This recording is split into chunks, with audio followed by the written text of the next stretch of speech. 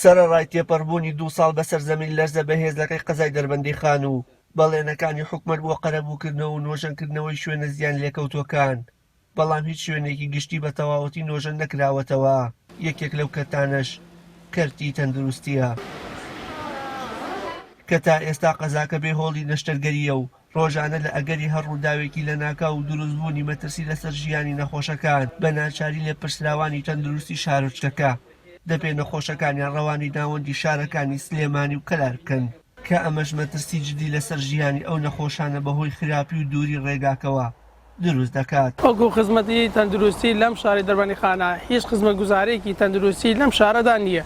ئەبوونە ئێوە کۆمەڵێ نەخۆش کە نەخۆشەکەوێ ئەبێ بڕێتەوە بە دەرەوەی شارکە بۆ سلێمانی نیان کەلار. ئێستاش کە بۆ ئیسحافەوە ڕێگاوانەکان تۆ شارەسەری باش نییە بۆ ڕێگای مەرگ بەناوبانگترە.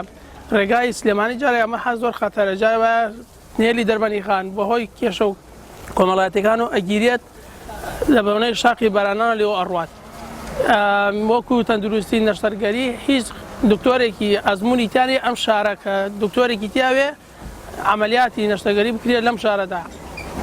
زۆر جارێتە کێشە و مەشاکیلی نەخۆش و بۆ شاری سلێمانی ڕۆال گیان لە دەستەدا. ئەستیا بەهۆی ئەوەی لە دەربەندیخانە ئاوەکەی پیسە و لەبەرەوەی خەڵک بەعام ئەو ئاو بەکارێنێ، خەڵک تووشی نەخۆشی شێرپەنجە بوو، تووشی نەخۆشیە درێژخایەنەکان بوو، تووشی نەخۆشی گورچیلە بوو. بەڵام سەرڕای ئەوەش لە نەخۆشخانەکانە دەرمانی پێویستی لێ نییە بۆ ئەوەی هاوڵاتیان چارەسەر وەربگرن. هەرچەندە لە ئێستادا کارکردن بۆ نۆژەنکردنەوەی یەکێک لە نەخۆشخانەکانی قەزاکە لە تەواوبووندایە، بەڵام تا ئێستا ئەو نەخۆشخانەی هۆڵی نەشتەرگەری تێدا دروست نەکراوە و جێگری بەڕێوەبەری تەندروستی قەزای دەربەندیخانیش دەڵێت بە شێوەیەکی فەرمی بە حکومەتمان وتووە یان هۆڵێکی ستاندارمان بۆ دروست بکەن یاخود لێگەڕێن با شارۆچکەکەمان بێ هۆڵی نەشتەرگەری بێت.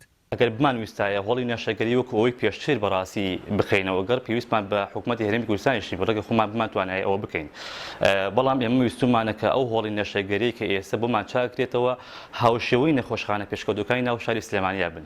چکە بەڕاستی و کەسێک کە نەشتەرگەری ئەکات دوجار ئەگەر لە شوێنێکی سەلامەتەوە شوێنێکی تەندروست نەبێت ڕەنگە کێشە و گرفتێکی تەندروستی زیاتری بۆ دروست بکات. کێشەی دەرمانی درێژخانی بەڕاستی بە دەربەندیخان نییە، عامی کوردستانی گرتوتەوە لە ڕاستیە لە بەرەو جاران بەڕێوەبایی تەندروستی دەربەندیخان خۆی مەبلەغی پارەی لە سەلاحیەتی هەبوو کە دەرمانی پێ بکڕێ، بەڵام دوجار دوای ئەوەی کە لە ماوەی ڕابردووە کۆمەڵێک دەرمانی ساختەوە کۆمەڵێک دەرمانی ناتەندروست بڵاوبەوە بەڕێوەبایی تەندروستی سلێمانی ئەو سەلاحیەتی گەڕاوە بۆ لای خۆی بۆی خۆی بتوانێت بە تەندەرێک دەرمانی هەموو قەزاکانی سنووری خۆی دابین بکات. بۆی ئێمەش لە ڕاستیە ئیشکالمان لەوە هەیە، بەڵام ئێستا لە هەڵی چارەسەرکردنیان و تا ڕادەیەکی زۆریش چارەسەرکراوە. بەپێی بەدواداچوونەکانی پەیام بۆ دروستکردنی هۆڵێکی نەشتەرگەری ستاندارد پێویستە بڕی نزیکەی 500 ملیۆن دینار تەرخان بکرێت و لە ئێستادا حکومەت ئامادەیە ئەو بڕەپارەیە بۆ نەخۆشخانەی گشتی شەید تۆفیقی دەربەندیخان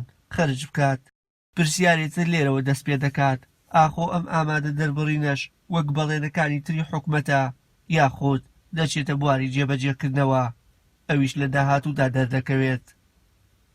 وشار محەممەد، کەناڵی ئاسمانی پەیام، دەربەندیخان.